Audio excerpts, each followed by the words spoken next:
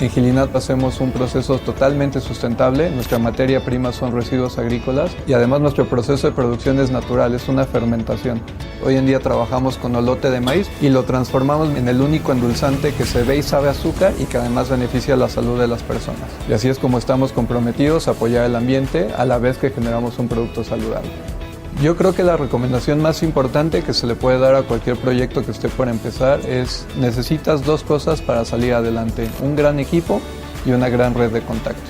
Lo que nos va a distinguir son estas llamadas soft skills, que son nuestras habilidades personales, ¿no? Qué tan buenos somos para ser empáticos, qué tan buenos somos para ser creativos, qué tan buenos somos para trabajar en equipo. Eso va a ser lo que nos va a distinguir y nos va a permitir crecer. El futuro laboral a nivel mundial va a ser muy competitivo, ¿no? Porque cada vez somos más personas, prácticamente la mitad de la población va a tener que emprender para generar nuevas empresas y nuevas oportunidades laborales.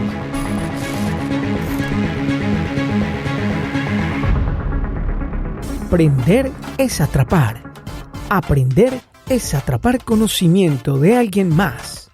Comprender es atrapar globalmente un conocimiento. Y emprender es atrapar una oportunidad para siempre. Bienvenidos en Escuchando Ando. Hoy emprenderemos y aprenderemos con... Hola, soy Javier Larragoiti Curi, fundador de Gilinat, y los invito a que escuchen mi episodio de podcast en escuchandoando.com. Escuchandoando.com. Hey, hola, ¿qué tal amigos? Bienvenidos a Escuchando Ando, con ustedes Gerson, acompañándolos en esta maratón de invitados que tenemos en nuestros primeros 200 episodios de Escuchando Ando, su podcast favorito. Gracias por haber dado play en el botón, y qué bueno es cuando tenemos invitados como el de hoy en Escuchando Ando, porque wow, sí que se aprende. Qué felicidad poder llenarnos de conocimiento y luego aplicarlo en nuestras diferentes áreas y compartirlo con gente del cariño de uno, gente que lo ayuda a uno a crecer. Y cuando ya uno se convierte en líder, ese es el trabajo: empoderar a los otros para que crezcan y suban, y en la medida en la que ellos logren sus objetivos, pues se van a lograr los de nosotros. Y así venimos haciendo con Escuchando Ando, generando una comunidad inmensa, una red alrededor de todo el planeta que se comparte contenidos, que comenta, que se ayuda, que emprenden en compañía. Hay personas que ya se han conocido a través de Escuchando Ando y están haciendo grandes negocios. Para todos ellos, pues qué felicidad y qué bueno que nosotros seamos ese puente entre los que quieren hacer las cosas y los que tienen con qué hacerlas, o el poder ayudar a que fluyan las ideas de una manera más viable. Si ustedes necesitan escuchar a alguien, si sienten la necesidad de aprender sobre algo, si creen que hay alguien en el planeta que merezca ser escuchado, los invito a todos los oyentes a que nos escriban un correo electrónico con el nombre de esa persona a escuchandoandoradio@gmail.com, escuchandoandoradio@gmail.com, o que entren a nuestro grupo de Telegram, que está recién inaugurado. Escriben escuchandoando.com y se integran a esta red de conocimiento que está recién inaugurada. Pues bueno, vamos a arrancar. Me da muchísima alegría tener personajes como el de hoy, que está que se habla que es una persona joven, muy pila y muy generosa en lo que nos va a enseñar. Para él un saludo muy especial. Estamos en la Ciudad de México, y para todos los oyentes que aquí en la Ciudad de México escuchan el podcast, pues gracias por compartirlo con sus amigos y su equipo de trabajo. Ahora, sin más ni más, vamos a dar la bienvenida al señor Javier Larragoiti Curi. Hola, Javier. Hola, Gerson. Hola, muchísimas gracias por la invitación, Gerson. Feliz, contento de hacer un episodio contigo. Siempre que un mexicano participa en Escuchando Ando, wow, es impresionante. O sea, tus compatriotas han hecho un trabajo bien importante, y los episodios que hay de mexicanos son sensacionales por los conversadores que son y porque han sido muy generosos. Si algo tienen los mexicanos y es reconocido en el mundo, es que no dejan morir a nadie, ¿no? Exacto, sí, tenemos esa calidad humana y ese poder de socializar con quien nos pongan enfrente, ¿no? Sí. Que bueno, Entonces, toda Latinoamérica es así, de hecho. Sí, pero no en la misma medida. Yo he tenido la fortuna de conocer mexicanos en muchos países del mundo y se destacan por eso, porque son demasiado amables, pero más que amables, o además de amables, comparten Correcto. demasiado. Entonces, bueno, vamos a hablar de cosas bien interesantes. El tema tuyo es el tema de mayor importancia en este momento a nivel de la industria y a nivel de las nuevas oportunidades de negocio. Tú eres ingeniero bioquímico, ¿me corriges? Sí, hice primero mi licenciatura en ingeniería química y después hice una maestría en ingeniería bioquímica. Y nos vas a enseñar cualquier cantidad de cosas. La bioquímica es ese tipo de materias que uno al principio las ve como, ¿y eso qué? ¿Yo para qué quiero eso? ¿De qué me va a servir? Pero cuando uno entra por el lado que es, termina enamorándose tanto y ve tantas oportunidades allí que se da cuenta que indefectiblemente el mundo va hacia allá. Digamos que hay dos corrientes importantes a las que hay que fijarse para pensar en hacer negocios sostenibles y a largo plazo. Uno, la tecnología, y la otra, la bioquímica. ¿Qué opinas de lo que dije? Yo estoy totalmente en la misma página, sobre todo ahora este tema tan importante de sustentabilidad nos está obligando a voltear cada vez más a emplear materiales naturales, que sean renovables, que sean biodegradables. Entonces eso también está impulsando muchísimo el estudio de más áreas de la bioquímica. Y tú tienes 27 años, podría ser tu padre. Así se ven las películas. No soy tan viejo, pero bueno. Tienes 27 años, pero has recorrido bastante el mundo y me interesé muchísimo por conocerte y por hacer esta entrevista, porque yo tengo la sensación de que vamos a aprender muchas cosas contigo y que muy seguramente mucha gente que nos escucha va a querer seguir en contacto con ese trabajo tremendo que has hecho. Antes de entrar en materia, cuéntale a todos nuestros oyentes qué has hecho, en dónde has estado, no haciendo de pronto qué, porque esa es la carne del episodio que la vamos a tener, pero has estado en varias universidades y has recorrido al punto de emprender. ¿Cómo ha sido eso? Pues sí, he tenido la fortuna, digamos, de poder estar trabajando en diversas partes del mundo, de poder estudiar también en diversos países. Yo estudié aquí en la Ciudad de México ingeniería química en una universidad que se llama la Universidad Iberoamericana, y recién graduado tuve la oportunidad de irme a trabajar a Estados Unidos para una empresa alemana, una empresa que se llama BASF. Es la empresa química más grande del mundo, y lo que hacía yo allá era justo trabajar en esta parte de bioplásticos para diferentes tipos de industrias, desde empaque hasta tintas, todas las aplicaciones que pudiera haber. Algo que he aprendido desde muy joven y quería preguntarte así para no perdernos mucho. ¿Cuál es la diferencia entre los bioplásticos y los plásticos normales? Hay dos diferencias principales. Una es el tiempo en el que tardan en degradarse. Un bioplástico debe tardar menos de 2 años, mientras que algunos plásticos tardan hasta más de 100. ¿no? Muy bien. Esa es una diferencia importante. Y la otra es el origen. Los bioplásticos normalmente se hacen a partir de materiales que puedes encontrar en la naturaleza, y justo por eso se degradan tan rápido, mientras que los plásticos se sintetizan mediante reacciones químicas. Unos son sostenibles, los otros no. Continuemos con tu idea. Sí, te decía, una de las cosas que he aprendido desde joven y que creo es súper importante, no importando quién seas y a lo que te dediques, es la importancia de relacionarte con las personas, de siempre ser amable. Cuando uno es estudiante, creo que te da lo mismo entrar al salón con una mala cara que entrar al salón y decirle buenos días a todos. Lo mismo en una oficina, porque nunca sabes quién está de tu lado, de quién te vas a tener que apoyar en un futuro y quién te puede apoyar, ¿no?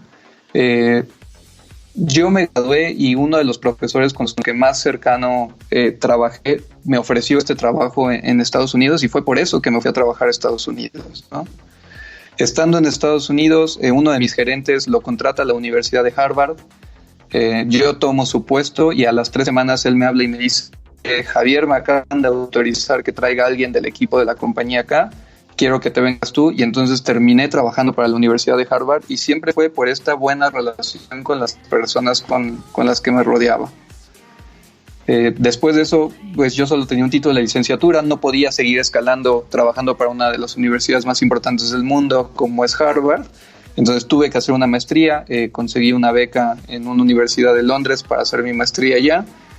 Hasta estando allá fue que decidí emprender a mi regreso a México y bueno, ya a los 25 años y cachito, 26 que regresé a México, fue que emprendí. Debes ser bueno como ingeniero bioquímico, pero eres excelente como relacionista público. Sí, la verdad es que... Porque... es una cualidad que debes de tener no importando a qué te dediques, ¿no? Finalmente, como sociedad, siempre trabajamos en conjunto. Es muy difícil lograr algo solo, es casi imposible. Quien ha dicho que ha logrado las cosas solo es porque es egoísta y no está reconociendo el apoyo que en algún momento recibió. Es prácticamente imposible en esta sociedad que tenemos hoy en día tan globalizada que quieras desarrollarte haciendo las cosas de forma individual, ¿no? Cuando es mucho más fácil relacionarte con las personas que tienes al lado y además puedes generar cosas con mucho más impacto. Recuerdo a alguien que me decía algún día que todos los jefes que tenía, o sea, que tenía palito para jefes brutos. Me decía, yo siempre donde voy me toca un jefe bruto, pero bien bruto, o sea, no entiendo por qué, pero qué gente tan bruta. O sea, definitivamente yo sé más que ellos y a donde voy me doy cuenta que sé más que mis jefes. La respuesta para esa persona era tal vez en el hacer sí, pero en el pensar, en la inteligencia emocional y en la comunicación, en la inteligencia emocional principalmente, ellos son más inteligentes y saben más que usted. Por eso son sus jefes.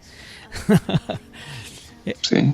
Sí. Es una anécdota a aplicar, ¿no? Muchas veces pasa, la gente que está a veces por encima de uno en una empresa no tiene los conocimientos técnicos o igual y está desactualizado, pero tiene esta parte de saberse relacionar muy bien y por eso, por a través de contactos, por a través de su crecimiento social, es también que ocupan esos puestos, ¿no?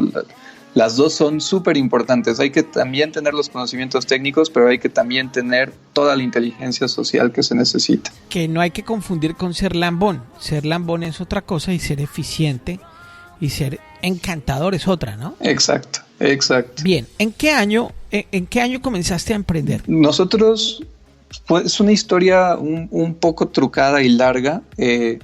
La tecnología que hoy en día utilizamos, que más adelante hablaremos de ella, la desarrollé justo cuando era un estudiante de universidad.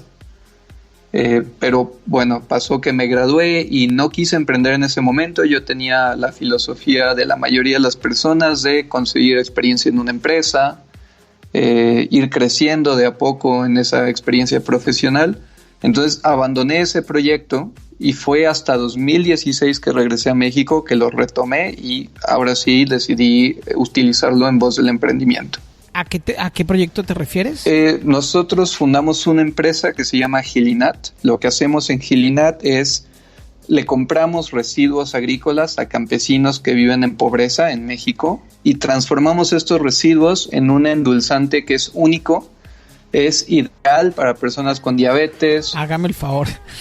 Entonces, tuviste esa idea antes de comenzar tu carrera como empleado, pero no la quisiste desarrollar porque tenías cierto temor. Así es. Más bien tenía yo la filosofía tradicional de no emprender, de buscar trabajo en una empresa y crecer en esa empresa.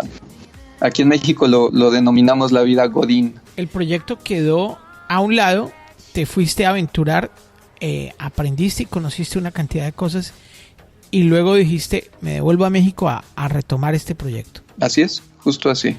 Durante el tiempo que estuviste por fuera del proyecto, cuando lo archivaste, ¿seguiste pensando en él o lo olvidaste del todo? No, seguía pensando en él. De hecho, la maestría que elegí fue también para adquirir mejores conocimientos que me permitieran desarrollar el proyecto. O sea, nunca lo desechaste, siempre estuvo como un objetivo. Siempre estuvo presente, siendo bien honesto, había momentos en que no era mi objetivo, más bien me gustaba tener esa anécdota, y había otros momentos en que sí, al término de la maestría yo ya estaba convencidísimo que era el proyecto que tenía que retomar y llevarlo a un nivel industrial. ¿Únicamente trabajaste en una compañía mientras saliste del proyecto o trabajaste en varias? Trabajé en 3. Aquí en Ciudad de México, durante mi carrera como becario, estuve en Unilever. Yo estaba en la parte de desarrollo de nuevos productos para el área de refreshment, que hay marcas como Lipton, Ben & Jerry's y otras. Terminando eso que me gradué, fui que trabajé en Estados Unidos para esta compañía alemana, BASF, y al término de trabajar para ellos fue que comencé a trabajar en la Universidad de Harvard. En Unilever, ¿qué aprendiste? ¿Cómo fue la experiencia que obtuviste allí? Unilever, como yo era bastante joven, aprendí en realidad lo que es una empresa, cómo se maneja los diferentes grados, la jerarquía, los procesos dentro de una empresa que son, para una empresa de ese tamaño, son bastante complejos. Y tuve la buena fortuna de un gerente y un director que me apoyaron en prácticamente todo lo que yo hacía. Entonces fue una enseñanza muy buena que me orientó a llevar procesos, yo no sabía ni lo que era un diagrama de planeación, por ejemplo, el famoso diagrama de Gantt para un proyecto. Aprendí justo cómo administrar y cómo llevar a cabo un proyecto de investigación y desarrollo.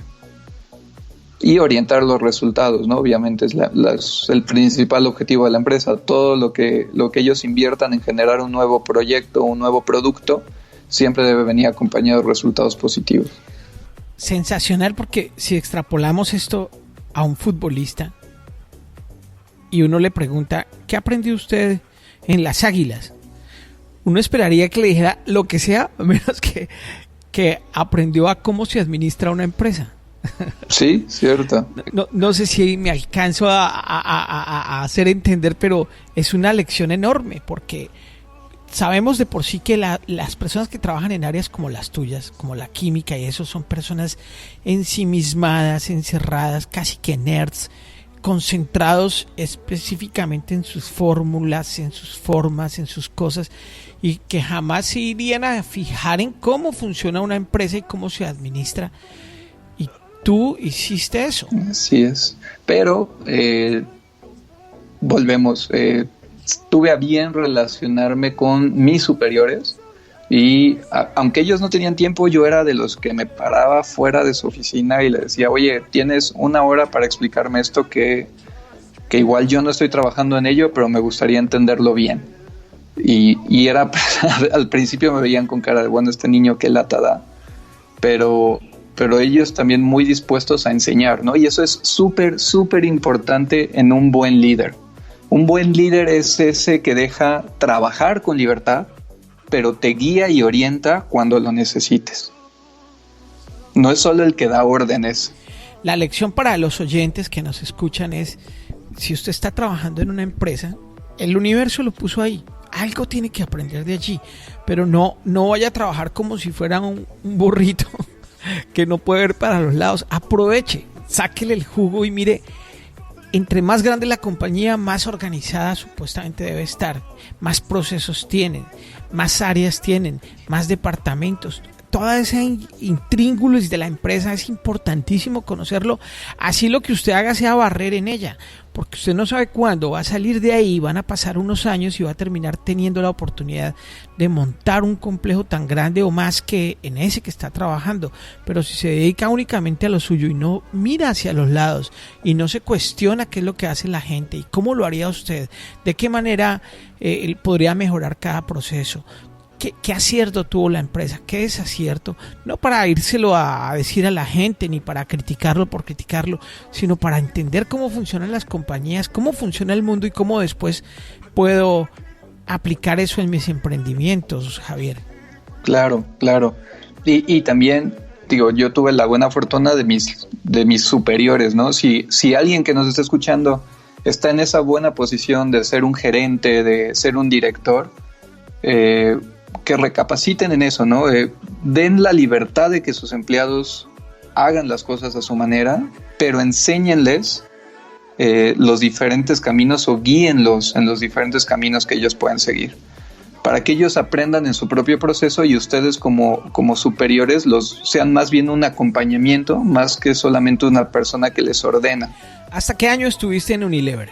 2012, estuve 2 años en total ahí. Digamos... De 2010 a 2012. Okay, digamos que han pasado unos 8 años. 8 años después, has recorrido otras empresas, has conocido otras personas y otras maneras de hacer las cosas. Si hoy te sentaras con el CEO de Unilever y hablaras con él, ¿qué sugerencias darías que haría que mejoraran los procesos, las formas de hacer las cosas o incluso la parte técnica y la visión que tiene la compañía? Yo creo que Unilever es una de las compañías que hace bastante bien las cosas, pero una de las cosas que más me desesperaba es el número de juntas que se tenía a la semana. Era excesivo, ¿no? Era prácticamente una junta diaria y bastante largas, donde la gente muchas veces no iba preparada para los temas que se tenían que abordar en la junta y entonces se terminaba uno alejando cada vez del punto que se tenía que tratar y se involucraban otros temas que no venían al caso en esa junta, entonces se perdía mucho tiempo y el perder ese tiempo pues significa que tienes que pasar más tiempo trabajando en tus temas extra, porque pues ya esa junta te tomó 2 o 3 horas del día, ¿no? Entonces creo que es una de las cosas que hay que cambiar en general, no solo en Unilever, pero en otras compañías es el mismo problema. Es demasiado lo que se pasa en juntas y muy poca la acción o la efectividad de esas reuniones, ¿no? La reunionitis. Exacto, justo así. Y sin whisky peor. No, bueno, acá en México somos de antes de que empiece la reunión. Si la reunión era a las 10, estás arrancando a las 10:20 porque todos se sirvieron el cafecito, tomaron las galletitas, están platicando del tráfico que hubo para llegar a la oficina, de cómo está lloviendo. Entonces arrancas la reunión 10:20, 10:30 y más toda la divergencia de temas que hay durante la reunión, pues realmente no tienen efectividad. Suscríbete en tu plataforma favorita para recibir un episodio de Escuchando Ando diario, gratis, en tu celular. Sé parte de Escuchando Ando. Aprovechalo. Este podcast es tuyo, para ti y para tu equipo de trabajo. Suscribiéndote obtendrás información privilegiada para potenciar tu emprendimiento. Maná, crianza orgánica. Los peces producidos en los novedosos sistemas de Maná, crianza orgánica, viven en agua purificada constantemente y son criados sin antibióticos ni hormonas, de manera segura, trazable y sostenible. Maná comercializa tu producción de peces, crustáceos y moluscos de consumo humano, así como vegetales orgánicos, y te acompaña en el proceso de principio a fin. La próxima vez que pidas pescado, que sea de Maná, crianza orgánica, y disfrútalo. Salut, bonjour, bonsoir. T'as écouté escuchandoando.com sur Spotify, Deezer, iTunes, surtout à ne pas manquer.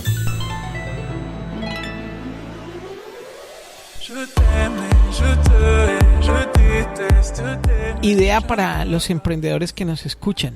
¿Alguna vez ustedes como líderes se han tomado el trabajo de buscar a un empleado que se haya ido de la compañía hace 5 años, hace 3 años, hace 2 años, hace 8 años y lo han sentado y le han pedido consejo? ¿No es lo justo si esa persona ya conoció la empresa, vio otras cosas, vivió otras cosas?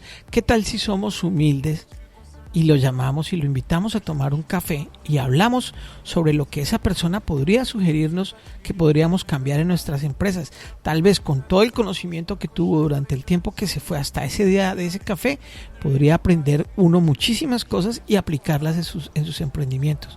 ¿Qué te parece, Javier? Me parece una excelente idea. Fíjate que en ese orden de ideas vamos a llamar a Unilever a que te inviten al café. Fíjate que por azares del destino he tenido de repente otro tipo de conexión y relación con Unilever, ya más en voz de ver si a ellos les interesa lo que estamos haciendo y nuestro producto, pero ya no es en Unilever México, ya fue en Unilever Inglaterra. Entonces ya el simple hecho de que yo fui empleado, a ellos ni les interesa, ¿no? Porque es otro organigrama totalmente distinto. Entonces no les podemos tirar tan duro porque se nos daña el negocio. Puede ser. Bien, después de Unilever fuiste a trabajar con los alemanes, que es una cultura un poco diferente, un poquito diferente a la mexicana. ¿Qué aprendiste allí? Fíjate que ahí fue una cultura mucho más efectiva. Ahí sí no había tantas reuniones. Muchas de las reuniones, de hecho, la gente ni siquiera se juntaba, a pesar de que estaban en el mismo edificio. Muchas eran llamadas telefónicas de 5 o 10 minutos y listo, ¿no?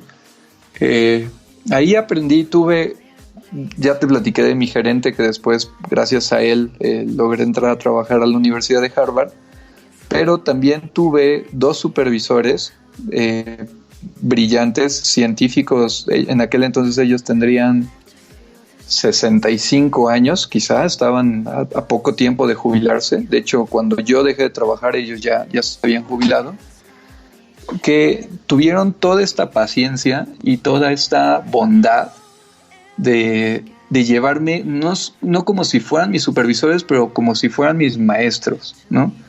Yo venía de trabajar en la industria de alimentos, yo tenía 0 idea de la industria de plásticos, y ellos me llevaron aprendiendo paso a paso sin desesperarse, enseñándome buenos procesos de cómo hacer investigación ya más en nivel industrial, porque lo de Unilever era un poco más laboratorio. Y también me enseñaban esta parte de relacionarme con personas. De hecho, ellos me exigían las primeras 3 semanas que estuve trabajando en la empresa, como yo no conocía a nadie, y era una ciudad un poco difícil, fue en Detroit, en el estado de Michigan. Ellos me obligaban a que cada día invitara a alguien a comer lunch y que fuera alguien distinto, para que yo fuera conociendo a todas las personas del departamento y me fuera relacionando con ellas. Y esa fue una exigencia que me dieron desde el día 0. Me dijeron, tu primer tarea va a ser que cada día tienes que ir a conseguir a alguien que vaya a comer lunch contigo fuera, que platiques con esa persona y después tú nos vas a hacer un reporte de con quiénes fuiste, a qué se dedican, en qué parte están trabajando, si puedes o no trabajar con ellos o te interesaría, y si puedes aprender algo de lo que están haciendo. Y ese fue mi primer trabajo de bienvenida, digámoslo así, en la empresa. Si nuestros oyentes quieren aprender cómo se hacen las cosas bien hechas, cómo se maneja una industria, entren a YouTube, facilísimo, y miren videos alemanes para que ustedes vean cómo se arma un motor, cómo se hace una máquina, cómo se hace ingeniería pura y dura. Es impresionante lo que he tenido la oportunidad de aprender de los alemanes, de verdad, sin hablar con ninguno, únicamente viéndolos trabajar. Es una cosa aterradora, es una clase completa. Tú que has tenido la oportunidad de estar con ellos, amplía un poco lo que estoy diciendo, por favor. Muy sistemática su forma de trabajar.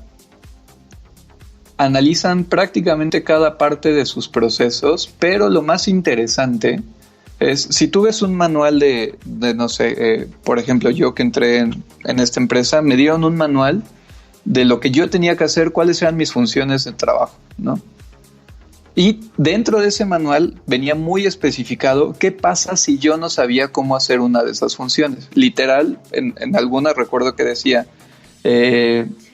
debo formular diferentes tipos de experimentos para conseguir hacer un plástico más sustentable.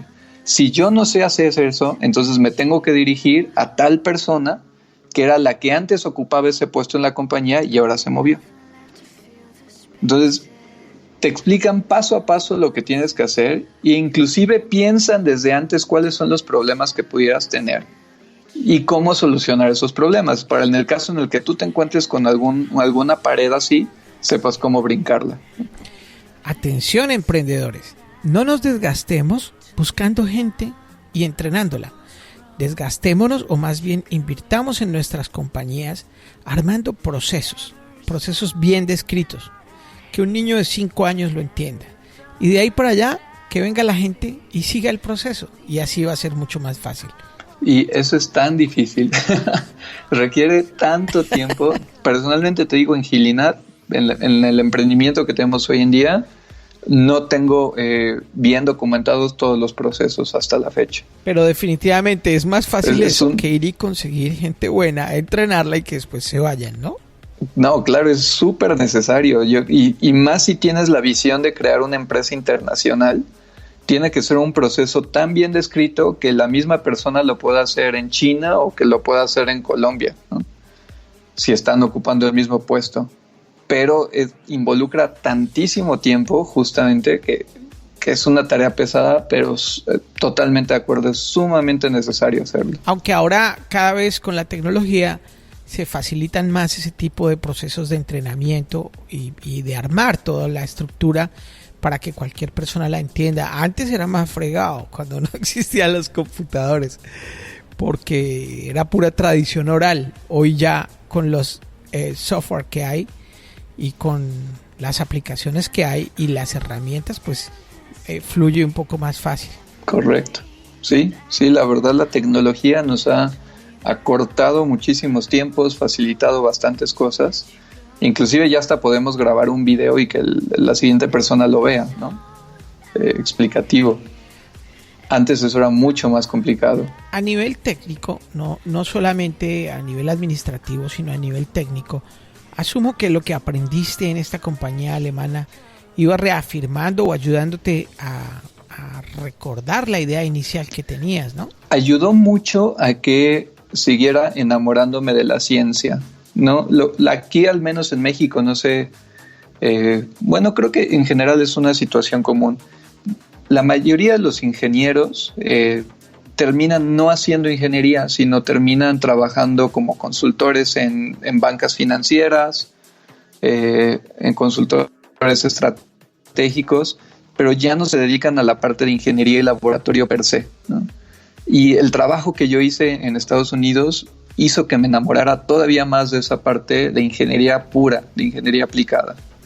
¿Cómo la describirías? La describiría como tener la creatividad de buscar nuevos productos o nuevos proyectos que solucionen un problema actual, ya sea en la industria, en la sociedad, en la compañía. Y claramente, si eres un ingeniero, la solución tiene que tener una base tecnológica. De ahí, de un momento a otro, ¿recibiste una llamada? ¿En qué año? La llamada que te dijo, hey, vente para Harvard. En el 2014.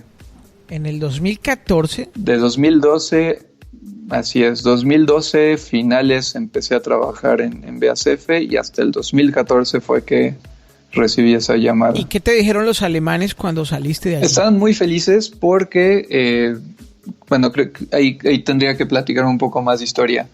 La razón por la que mi gerente fue contratado en la Universidad de Harvard fue porque en conjunto Harvard y esta compañía, BASF, tenían algunos proyectos de investigación, ¿no? Y esos proyectos fueron tan exitosos que igual en conjunto decidieron que este gerente se volviera un profesor de tiempo completo en la universidad, un investigador de tiempo completo en la universidad, justo para seguir desarrollando proyectos entre los dos, ¿no? La compañía y la universidad en conjunto. Quiero ver eso en Latinoamérica.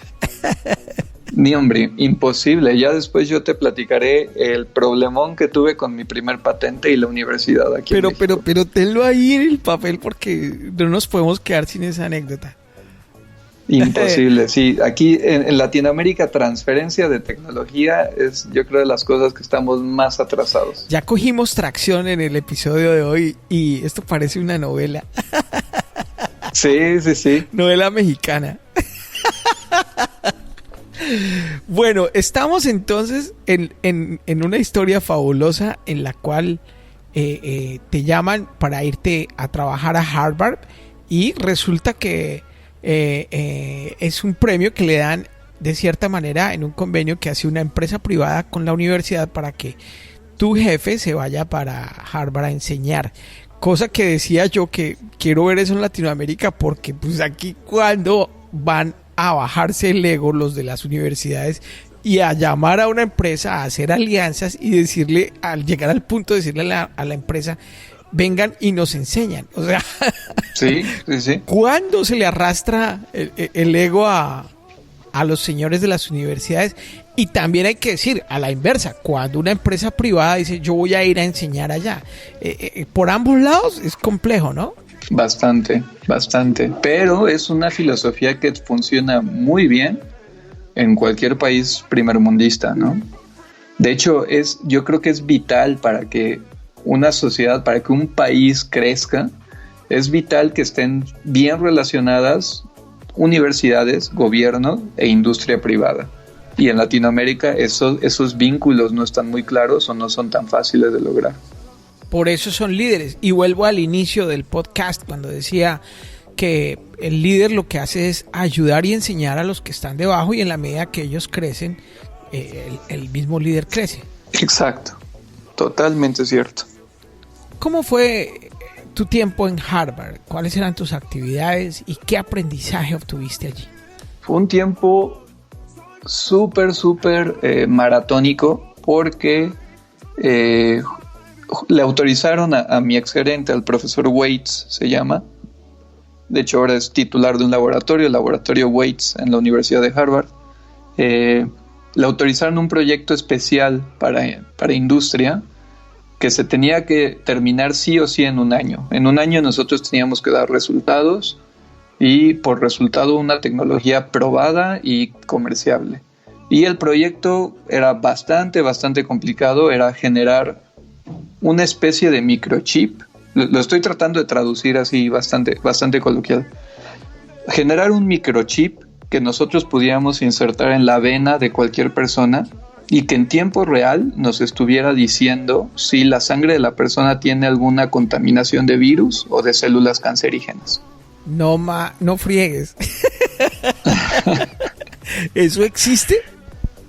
Eso existe. De hecho, el laboratorio que fundó este profesor en conjunto con BASF es a lo que se dedica. Se llama investigación en microfluidos, es decir, de hacer aparatitos que con gotas de sangre o menores cantidades puedan hacerte toda una detección de diferentes enfermedades, y es justo para la parte preventiva, ¿no? La idea a un futuro es, imagínate que nosotros al nacer nos cortan el cordón umbilical, nos ponen este chip en alguna vena y desde años antes o en tiempo real podemos decir, aquí ya vimos la primera célula cancerígena, ¿sabes qué? Ve por un tratamiento preventivo. Wow. ¿Y tú estuviste ahí? Esa era la idea. Y yo estuve ahí y fue muy pesado porque yo otra vez venía de alimentos, venía de plásticos y ahora meterme en algo ya más de aplicación médica, aprender desde cero, obviamente, y sin tener tanto rango de espacio para dedicarme solo a aprender. No había que aprender y al mismo tiempo trabajar e investigar. No, es para no dormir. Sí, justo para no dormir. O sea, llego yo y digo, ¿aquí qué pinto? ¿Qué hago? ¿Quieren café? De hecho, ahí, como anécdota, las primeras 3 semanas, el profesor Waits, pues sí tenía mucha experiencia en temas así. Él había trabajado 30 años en diferentes áreas de la industria. Mis juntas con él para revisar mis avances eran a las 3 de la mañana en su oficina en la Universidad de la Harvard. 3 de la mañana, porque era el tiempo que yo me tardaba en toda la mañana hacer los experimentos y luego en la tarde entender lo que hice. Entonces no estoy tan loco poniendo citas a las 3 de la mañana. Pero lo interesante es que son tantas cosas tan maravillosas. Qué afortunado eres. Y no solo afortunado, te lo has ganado, obviamente. Nada cayó del cielo, pero la vida te ha llevado de una manera sorprendente por lugares, personas y momentos maravillosos que cualquier ingeniero daría lo que fuera por estar allí. Por ejemplo, no es lo mismo, o sea, hay personas que son tan poderosas en energía y en conocimiento que solo estar al lado de ellos ya uno se empodera. ¿Cómo era estar al lado de este señor? Sí, la verdad, algo que me ha impresionado mucho siempre de David Waits es la capacidad que tiene de recordar todo. Él tenía fácil 10, 20 juntas al día con los diferentes alumnos, con los profesores, con las empresas con las que él estaba desarrollando proyectos, y era capaz de recordar cada detalle. Si la junta anterior había sido un mes atrás, te decía, oye, pero hace un mes me enseñaste estas dos cosas distintas, ¿por qué cambió? ¿No? Y yo creo que eso es algo con lo que nace, y de cierta forma lo entrenaba. También siempre tenía un libro en la mano, y yo creo que eso es también muy importante para ejercitar el cerebro. ¿Era una persona jovial, alegre, tranquila, ofuscado? ¿Cómo actuaba? Bastante serio, súper serio. De hecho, tiene fama de ser un poco excéntrico. A veces es un poco rudo. Cuando las cosas están mal te lo hace saber, y no siempre es de la forma más amable, pero sí siempre es de la forma más constructiva. Y bueno, eso es mi punto de vista, porque soy mexicano, ¿no? Y acá en México siempre nos tentamos el corazón para decir las cosas de la manera más suave, pero en culturas de Occidente, en culturas de Europa o de Estados Unidos, no es así. Te dicen cuando las cosas están mal, y te lo dicen puntualmente, o sea, sin darle la vuelta, como decimos acá. Imagínate uno llegar a esa reunión 3 de la mañana a hacer lo que hacía en Unilever. Justo, no. Media hora haciéndose el café y hablando del tráfico. Yo creo me hubieran corrido a la primer junta. Bien. Sí, la gente queriendo dormir y todavía tomarse el tiempo de socializar, pues no. ¿En qué terminó entonces ese año de trabajo y se lograron los objetivos? ¿No se lograron? ¿Qué más aprendiste? Se logró casi todo el proyecto. Tuvimos, bueno, una traba bastante fuerte, que es se necesitaba más financiamiento, y como este proyecto le interesaba a 3 compañías en particular, se tuvo que esperar un poco más para darles un poco más de resultados y ver cuál de las compañías era el mejor postor, ¿no? Estaba una compañía farmacéutica, estaba BASF, obviamente, y otra compañía, una startup bastante grande que está en el estado de Massachusetts, en Boston, que se dedica justo a crear nueva tecnología para medicina, ¿no? Entonces les tuvimos que entregar un poco más de resultados. Al tener 3 postores, pues ellos obviamente también exigían más para ver quién era el mejor postor. Y bueno, mi participación tuvo que terminar ahí yo en aquel entonces solamente tenía mi grado de licenciatura. Y la Universidad de Harvard exige que al menos las personas involucradas en sus proyectos de investigación al menos tengan maestría. Entonces, como un año, digamos, tuve un permiso especial para estar ahí por un año, pero al término de ese tiempo, pues ya no era posible por reglamento de la universidad. Entonces, la única forma que yo tenía de seguir trabajando ahí es que realizar algún posgrado. Sí, para quienes quieran saber más y cerrar esa página del profesor Waits, van a poderlo encontrar en internet como David A. Waits, con W y con Z al final, ¿no? Correcto. Dueño de más de 70 patentes y, bueno, una hoja de vida sensacional, muy inspiradora. Entonces, empezaste con el tema de la maestría en Harvard. Pues empecé más bien a ver qué opciones había. El problema de hacer una maestría en Estados Unidos es que el tiempo de hacer una maestría en Estados Unidos es de 2 años. Y si a mí justo nada más me interesaba hacer la maestría para seguir trabajando y no tanto por el tema académico, decidí buscar en Europa, porque en Europa, en las mayorías de las universidades, la maestría se hace en 1 año solamente.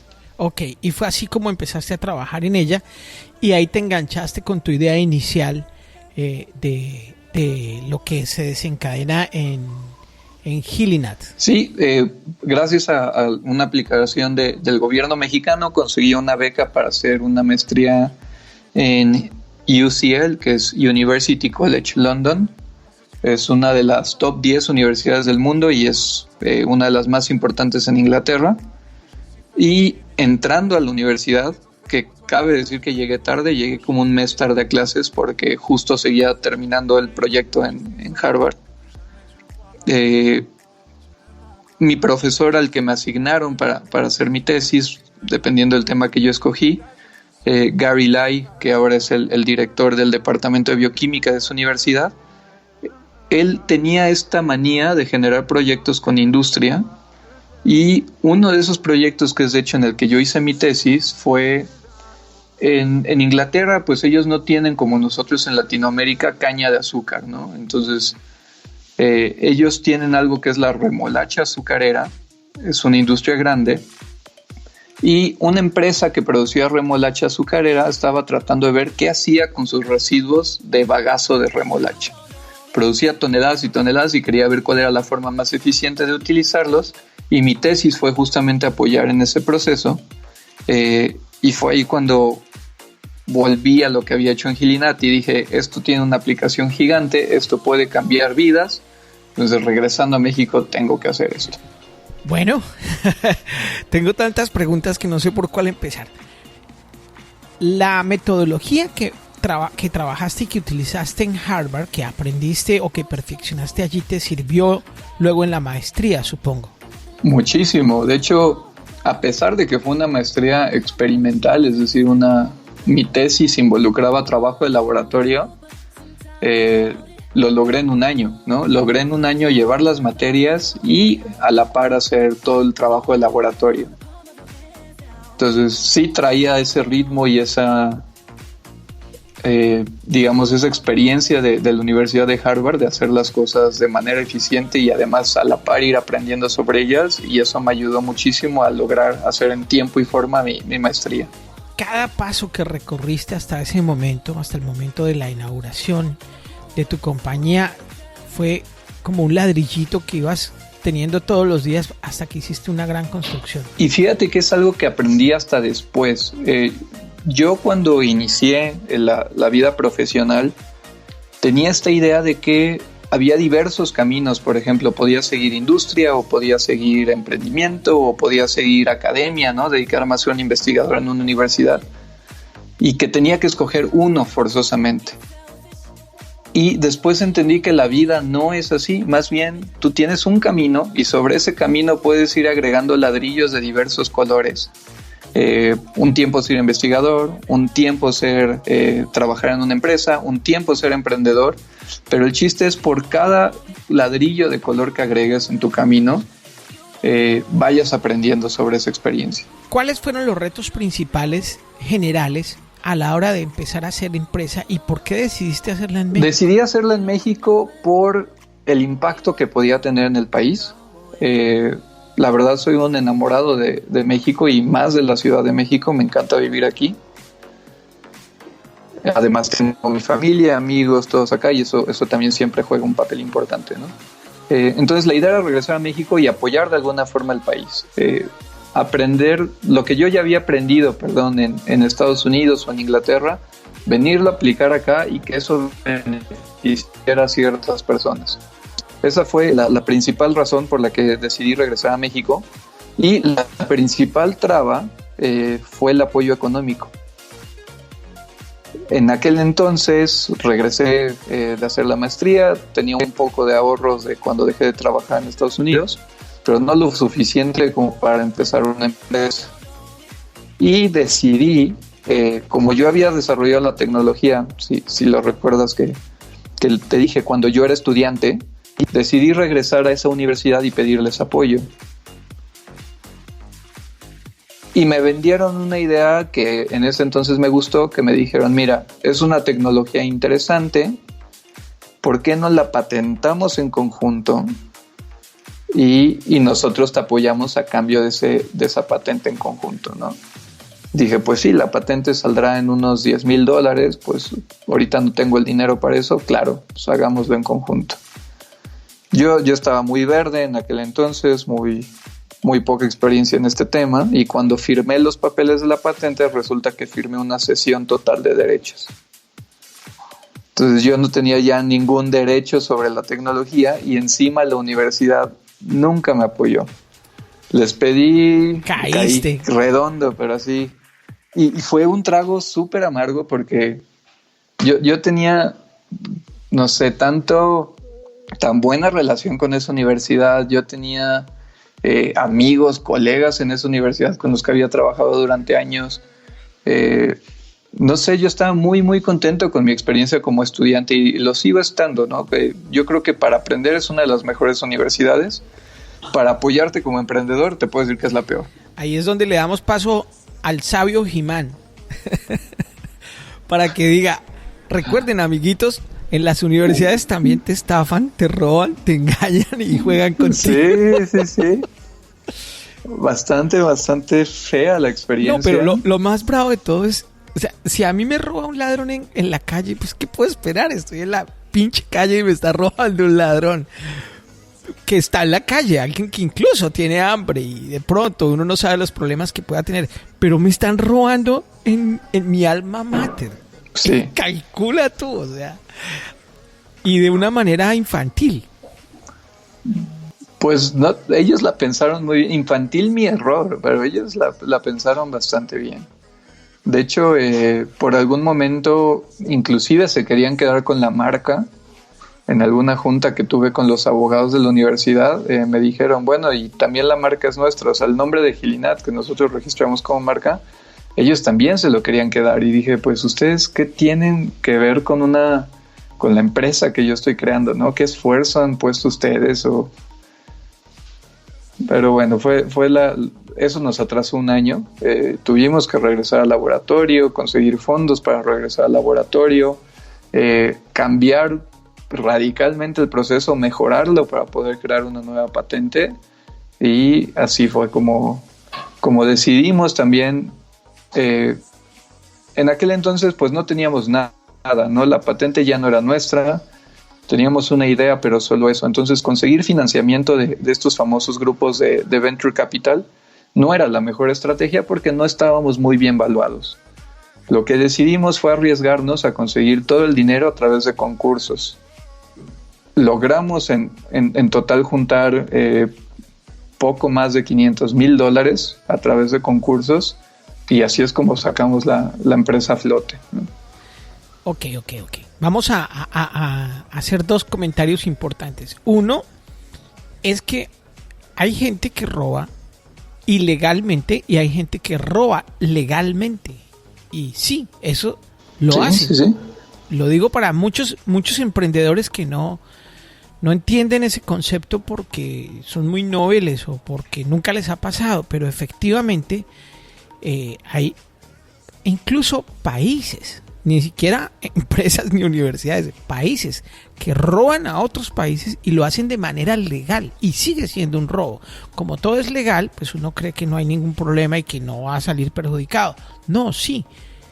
Alguna vez me ocurrió, no voy a contar la anécdota completa, pero en conclusión me robaron muchísimo dinero y la respuesta que me dijeron fue esa, y me la dijo alguien muy importante, y fue la diferencia es que ustedes en Colombia roban ilegalmente y nosotros aquí, no voy a decir dónde, robamos legalmente. Ok, sí. Y fue una cantidad de dinero bien amplia, pero bueno, ahí se aprende de la vida. Pasando la página y continuando con tu historia, quería que nos aclararas algo. Si la universidad te robó la patente, entonces luego ¿con qué estabas trabajando? Porque si ellos ya eran dueños de la patente, ¿cómo hiciste? Te digo, tuvimos que regresar a hacer un nuevo proceso, mejorar el que habíamos patentado con la universidad para poder nosotros sacar una nueva patente, y esa ya que fuera solo nuestra. Ok, o sea, la universidad les robó un proceso que estaba patentado. Exacto. Para hacer una solución al mercado. Y en ese orden de ideas, ustedes, cualquiera en ese momento se frustra. O sea, cualquiera en ese momento dice, no, me vuelvo a trabajar a Unilever. Lo pensé, siendo bien honesto, lo pensé. Dije, ¿qué estoy tratando de hacer? Si bien ahorita podría conseguir un puesto y mejor pagado con maestría y todo. Porque esa es otra. Todo ese tiempo que estuvimos nosotros bajando recursos económicos a través de concursos, pues el dinero era apenas suficiente para las actividades de la empresa. Entonces estuve un año entero sin sueldo. Tuve que regresar a vivir a casa de mis papás. pedirles apoyo económico en temas de comida y demás, que no me cobraran renta, porque pues, no había dinero para que yo pudiera tomar un sueldo de la empresa. Entonces, después de esto, dijiste, no, voy a mejorar el proceso que me robaron y voy a patentarlo yo y voy a hacerlo por mi cuenta, conseguir plata de donde sea. La manera más fácil también es mucha fe al proyecto, porque es tal la fe que estaban, pues no seguros, pero tenían mucha certeza que podrían ganar concursos y que a punta de ganarse concursos podrían incluso llegar con los premios, seguir adelante con Gilinat, ¿no? Correcto. Sí, la verdad y es así que fue es cierto, la fe mueve montañas, hay fe religiosa, hay fe en uno mismo, hay fe en proyectos, y creo que en este caso fue la fe en el proyecto la que nos impulsó a seguir, a pesar de que la situación era totalmente adversa. Y a punta de premios conseguiste $500,000. A punta de premios, así es. ¿Qué pasó después? Pues es justo la etapa en la que estamos. Ahorita lo que estamos trabajando es lo que hacíamos en laboratorio, porque nunca lo hemos migrado a una etapa más grande, pasarlo ya a un nivel industrial. Esperamos que en estos siguientes 2 años, con estos recursos económicos, podamos justo este proceso, que no te he platicado mucho de él, pero nosotros tomamos los residuos agrícolas. Es que espérate, es que esa es la parte esa más es la bonita. parte, ok. Claro, esa es como la cereza en el pastel. Que lo dijiste muy por encima al principio del episodio, pero es tan interesante que guardémoslo ahí un poquito, porque solo con decirlo ya uno queda wow, o sea, como cuando hablaste del profesor de Harvard, eso existe, ¿cómo lo hacen? ¿Cómo es? Se vende solo. Ok, muchas gracias por ese comentario. Pero bueno, ¿hace cuánto arrancaron como tal la empresa ya y dijeron, bueno, vamos a empezar a hacer que esto redite? 2016. Y de 2016 acá, ¿qué aciertos y qué fracasos han tenido? Primer fracaso, el tema de la patente con la universidad. Aciertos, te puedo decir que hemos tenido pocos hasta eso. La verdad es que hemos cometido muchos errores, algunos bastante graves, pero bueno, hemos tenido la resiliencia para poder sobrellevarlos y tratando de no volver a cometer algo similar, ¿no? Aciertos que hemos tenido, creo que solamente la red de contactos que hemos construido. El estar en un proceso de aceleración también creo que fue un acierto importante, y nuestra estrategia para ganar concursos, porque hemos tenido la fortuna de inclusive haber ganado concursos internacionales bastante complicados, bastante competidos también, y creo que fue quizá el acierto más grande, que supimos cómo generar o cómo vender nuestro proyecto, que es algo importantísimo. No solo como emprendedor, seas quien seas, tienes que saber vender lo que haces y tienes que saberte vender a ti como persona, ¿no? Si no, nadie lo va a hacer. Después de ese recorrido, danos 3 tips de cómo ganar concursos y cómo venderse con una idea. Yo creo que la forma más fácil de vender un proyecto o una idea o una historia es mostrar la parte humana de ese proyecto, mostrar la parte humana de la historia, ¿no? Hacer que tu historia, que tu proyecto, que tu emprendimiento mueva el corazón del jurado o del radioescucha o de la persona que está del otro lado. Yo creo que eso es lo más importante. Los humanos seguimos trabajando a través de emociones. Las decisiones muchas veces, o la mayoría de las veces, las tomamos basándonos en una emoción. Entonces es importantísimo recordar eso y humanizar tu proyecto o humanizar tu historia. Bien. ¿Otro tip? Ese sería el número 1 para este tema de concursos. El número 2 es demostrar la pasión por lo que haces. Recordarte a ti mismo por qué estás ahí en primer lugar, por qué iniciaste eso, y que eso te apasione para seguir adelante. Eso se respira, ¿eh? Cuando una persona entra a un cuarto y vende su idea con pasión, el resto de las personas lo sienten. Eso se palpa, se ve muy bien. En cambio, si una persona entra ahí cabizbajo y te dice, sí, yo vendo un sustituto de azúcar y y pues es un sustituto muy bonito y pues a nadie lo vas a no estás mostrando esa pasión, a nadie vas a convencer. Entonces creo que es algo súper importante y esa pasión entra también en el tema de la seguridad que tienes como persona, que eso también se huele a kilómetros. A kilómetros puedes ver cuando una persona es segura de sí misma o cuando una persona no tiene esa seguridad. Entonces creo que es algo que tienen que trabajar todos, es la seguridad que tienes en ti y esa seguridad también te va a dar pasión en lo que haces. ¿Y tienes un tercero? Sí, claro que sí. ¿Cuál? El equipo. Debes de tener un equipo sólido. De hecho, yo creo que como emprendedor necesitas solamente 2 cosas para salir adelante. La número 1 es un equipo de personas con las que te sientas cómodo trabajando y que tengan la experiencia para resolver los problemas que puedan surgir. Si tienes eso, eventualmente todo problema lo vas a saber sobrellevar. Y la segunda es una red de contactos. Si tú tienes una buena red de contactos, todo va a empezar a llegar por sí solo. Si necesitas financiamiento, va a haber alguien en esa red que te presente un inversionista y caiga el dinero. Si necesitas ventas, va a haber alguien que te presente a tus principales clientes y a partir de esa red puedes seguir desarrollando tu negocio. He visto las mejores ideas fracasar precisamente porque no tenían un buen equipo o no tenían una buena red de contactos. Y he visto las peores ideas que yo dije, híjole, ¿esto cómo se está vendiendo? Llegar a un súper buen lugar en el mercado justo porque supieron relacionarse con los clientes, supieron armar su buen equipo, supieron relacionarse con inversionistas. Entonces yo creo que esas son las únicas 2 cosas que como emprendedor son vitales para que salga adelante tu proyecto. Ahora sí, que llueva café, que pase la reina, que salga el conejo del sombrero. Vamos a enfocarnos en el episodio en la idea. Ok, la idea es, lo dije muy por encima al principio, justo compramos residuos agrícolas a campesinos. Ahorita trabajamos principalmente con olote de maíz, que es la mazorca ya desgranada. Nosotros hacemos una fermentación, es un proceso parecido a hacer cerveza o vino. Momento. ¿Compras basura? Compro basura, efectivamente. En este caso, la basura de los agrícolas, de los productores agrícolas que hacen, por ejemplo, maíz. ¿Y cómo le llamas a lo que compras? Olote. Ajá. Ok, que es el corazón de la mazorca. Exacto. Lo vuelves más basura todavía.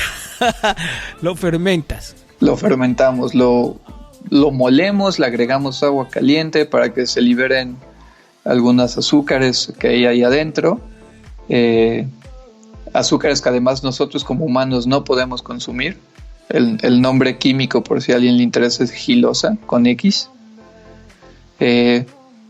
Y ya que se liberaron estos azúcares, agregamos una levadura nativa de México, una levadura que encontramos aquí en el país, una levadura que es completamente segura para consumo humano y animal. Y esta levadura, tal cual, como si fuera un proceso de producción de cerveza o vino, fermenta esos azúcares a nuestro sustituto, a nuestro endulzante, que se llama xilitol. Lo padre del xilitol, o lo único del xilitol, es que si ustedes ven fotos de él o lo logran conseguir en algún lugar, realmente parece azúcar. O sea, el gránulo es idéntico al del azúcar y no solo eso, el sabor es exactamente el mismo. Lo padre es que es un azúcar, pero saludable. O sea, tiene el mismo sabor, la misma apariencia, se comporta igual en la cocina, pero tiene 75% menos carbohidratos, protege dientes contra caries. Entonces imagínate que a tus hijos le puedes dar esto para que coman todos los dulces que quieran y no se les piquen los dientes. Además, ayuda a las personas con diabetes a controlar sus niveles de azúcar en sangre, entonces es ideal para personas con diabetes. La única desventaja que te puedo decir y hablar mal del producto es que, igual que el chocolate, es tóxico para perros y gatos. Sin palabras. Entregado el premio. Javier, eres uno de los 10 ecogenios que hay en México. Y cómo no con semejante idea, tremenda. ¿Cuál es el estado actual de esta idea? ¿En qué está? ¿Ya está vendiéndose? ¿Está facturando? ¿Está en qué proceso? Ya comercializamos. Tenemos un buen problema, por así decirlo. Justo como hacemos las cosas todavía en laboratorio, pues no tenemos una capacidad de producción muy grande. Entonces tenemos una lista de espera de clientes, que es la que vamos surtiendo de a poco. Tenemos ahorita en espera 3,000 clientes y estamos trabajando en llevar lo que hacemos hoy en día en laboratorio hasta un nivel industrial. Que esto suena fácil, pero la verdad es que cuando uno hace las cosas en laboratorio todo funciona perfectamente bien.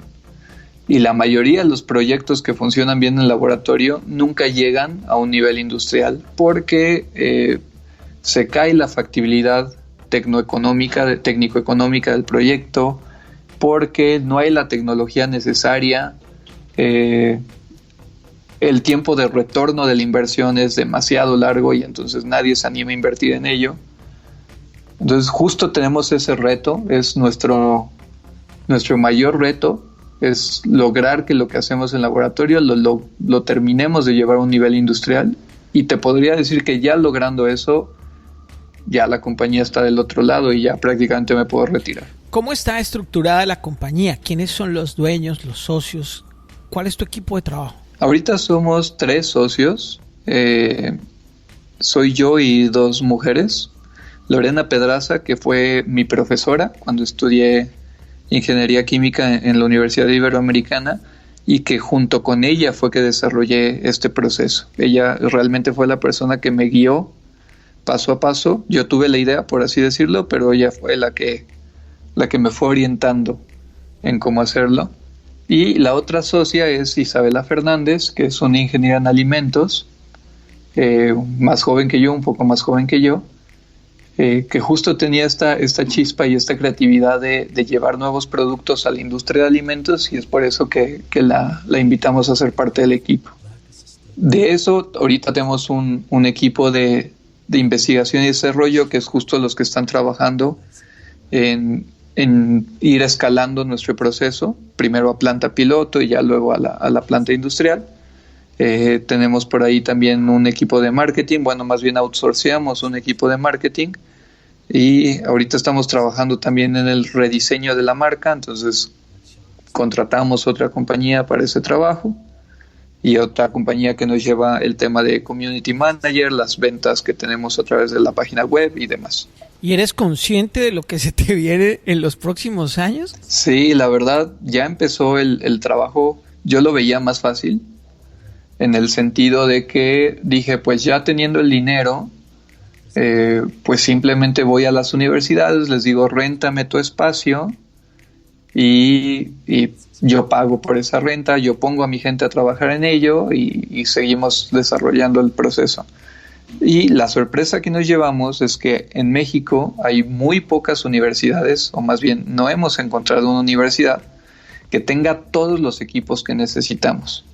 Es decir, encontramos a gente que tenga los fermentadores, pero no encontramos que ahí mismo tengan los cristalizadores para nosotros cristalizar el azúcar, ¿no? Entonces, eso significa que tengo que fermentar en un lado y luego mover todos esos litros de fermento a otro lugar para cristalizarlo, y pues eso nos mata en precios, ¿no? Entonces, tan mal hemos visto la situación de las diferentes opciones que tenemos aquí en México, que ya estamos abriendo la búsqueda a otros países, ¿no? ¿Qué garantía tienes de que la patente que hiciste va a permitir protegerte, que otras empresas no hagan lo mismo? ¿O cómo está el ambiente a nivel mundial? ¿Qué sabes de gente que esté intentando hacer cosas similares con otros cambios en los procesos y demás? De hecho, te puedo decir que no somos ni siquiera el único startup que está trabajando en temas así de generar endulzantes a partir de residuos. De hecho, no somos el único que está trabajando en hacer xilitol a partir de residuos agrícolas. Y eso es algo súper importante para la gente que escuche. Somos billones de personas en el mundo.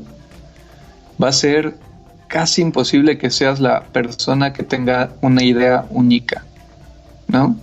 Y lo digo muy en serio, Uber no fue la primera idea ni la única, Facebook tampoco lo fue. Mark Zuckerberg, antes de él hubo plataformas que era prácticamente lo mismo.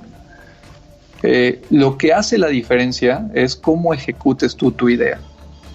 Entonces, la diferencia está en la persona, no tanto en la idea, y es por eso que los inversionistas muchas veces dicen esta frase de nosotros invertimos en la persona, no en el proyecto.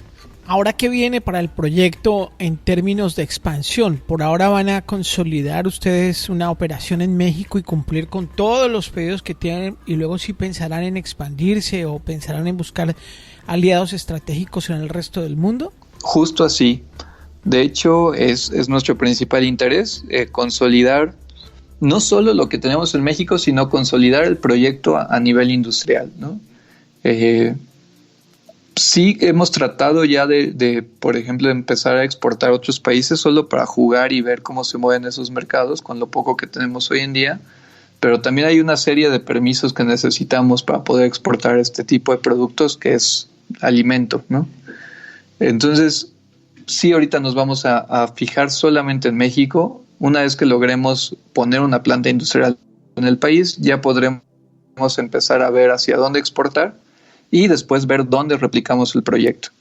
Javier, ¿qué has tenido que aprender últimamente, digamos en el último año, en temas de administración y cosas que no sabías y que en este momento dices, no, ya me toca sentarme y ponerme a estudiar este tema porque si no, no vamos a avanzar? Y la pregunta va enfocada en que mucha gente ahorita no se está rascando la barriga, pero de pronto no están estudiando cosas que no han podido predecir que más adelante van a necesitar. Es decir, si tú supieras cómo iba a ser tu vida hoy, me imagino que lo que hubieras estudiado 2, 3 años atrás, le hubieras dedicado algo de tiempo a ciertos temas que hoy ves que son muy importantes. Sí, de hecho te puedo decir que en el último año por lo menos cada día he tenido que buscar algo nuevo. Cada día he tenido que sentarme en internet y ver cómo hacer alguna cosa o qué opciones hay. Porque siendo un equipo, cuando empezamos éramos un equipo de 3 personas, nos tocaba hacer de todo, desde producir, trapear, llevar redes sociales, vender, empaquetar. Entonces tuve que aprender desde temas de mercadotecnia, ahora la moda que está de mercadotecnia digital a través de redes sociales, que yo no soy muy partidario de eso, pero la conversión es bajísima, pero bueno, es algo que está y te ayuda también para ir construyendo la imagen de tu empresa. Hemos tenido que aprender de normatividad, cosas tan sencillas que nunca pensé que iba a necesitar, desde cómo obtienes un código de barras para tu producto, por ejemplo. O cómo certificas la tabla nutrimental de tu producto, con quién tienes que ir, o sea, diario hay algo que hemos tenido que aprender y que buscar. Bien, bueno, Javier, pues para terminar el episodio de una manera que esté a la altura de lo que hemos hablado y de toda la información, ¿qué tal si jugamos un poco con la imaginación y nos vamos al momento en el que estabas exponiendo tu idea de negocio en uno de los tantos concursos que participaron y le imprimías la pasión que le imprimías al momento para venderla en, digamos, no más que 3 minutos? ¿Cómo sería ese momento si estás frente a un jurado y un público que está ansioso por saber y entender cuáles son los beneficios del producto, qué tan viable y sostenible puede ser y a dónde podemos llegar con él? Así que aquí está el señor Javier Larragoiti, uno de los 10 ecogenios de México, presentando su idea. Hola, mi nombre es Javier Larragoiti, soy fundador de Gilinat. La historia de esta empresa comenzó cuando yo tenía 18 años y recibí la noticia de que mi papá era diagnosticado con diabetes. Fue así como entendí que este problema está relacionado con la manera en que consumimos azúcar de forma desmedida.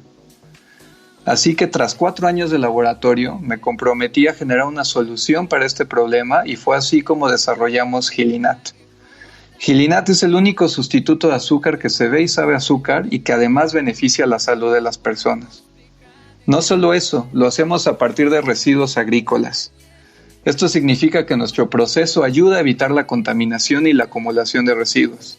Además tenemos un alto impacto positivo en la sociedad, porque las personas con las que trabajamos y les compramos esos residuos son campesinos que viven en pobreza extrema. Y nosotros, al comprarles su basura, ya estamos duplicando su ingreso mensual. Actualmente tenemos un buen problema, que es estamos buscando escalar nuestra capacidad de producción. Tenemos una lista de espera de 3,000 clientes y nos hemos convertido también en un emprendimiento que ha sido reconocido por el MIT como una de las 35 tecnologías que va a cambiar al mundo. Estamos seguros que con la gente que está escuchando este podcast, si nos gustan contactar, si podemos colaborar de alguna forma, nosotros estamos encantados, porque estamos seguros que con su ayuda podemos incrementar nuestro impacto y seguir endulzando la salud de millones de personas. ¡Órale! Muy bien, Javier, felicitaciones por tu proyecto y sigue adelante. Muchas gracias. Gracias por el tiempo que nos dedicaste y bueno, ojalá este episodio te haya servido a ti y a tu equipo de trabajo. Claro que sí, siempre estamos encantados porque estas entrevistas, por más que uno no lo crea, también sirven en retrospectiva para recordar y ver qué tal bien vamos haciendo las cosas a lo que creíamos antes, ¿no? Claro, eres el primer oyente. Exacto, justo así. Nos vemos en México con tu producto muy pronto y mientras nos vemos nos escuchamos en Escuchando Ando. Muchas gracias por la invitación, Gerson. Encantado. Llegaste hasta el final. Entonces te gustó. Ahora puedes decir Escuchando Ando. Comparte este episodio y descarga más en escuchandoando.com o en tu plataforma favorita. Hasta la próxima. Descarga los episodios gratis en escuchandoando.com. El anterior episodio fue una presentación de Maná, crianza orgánica. Los peces producidos en los novedosos sistemas de Maná, crianza orgánica, viven en agua purificada constantemente y son criados sin antibióticos ni hormonas, de manera segura, trazable y sostenible. Maná comercializa tu producción de peces, crustáceos y moluscos de consumo humano, así como vegetales orgánicos, y te acompaña en el proceso de principio a fin. La próxima vez que pidas pescado, que sea de Maná, crianza orgánica, y disfrútalo. Y ahora que ya has disfrutado de las buenas nuevas, no te quedes con esto para ti solo. Suscríbete a nuestro canal escuchandoando.com. Es gratis y comparte con la mayor cantidad de personas en el mundo esta información positiva, esta experiencia inspiradora. Recuerda que estamos en todas las plataformas digitales. Comparte.